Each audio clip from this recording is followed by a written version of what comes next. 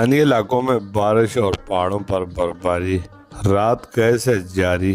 موسم سرد ہو گیا، جاتی سردی ناران، کاغان، شوگران، وادی منور اور دیگر سیاحتی علاقوں میں 1 سے 2 فٹ اب تک برف پڑ چکی ہے اور KKH روڈ بھی جزوی سلائڈنگ کا شکار ہوئی ہے۔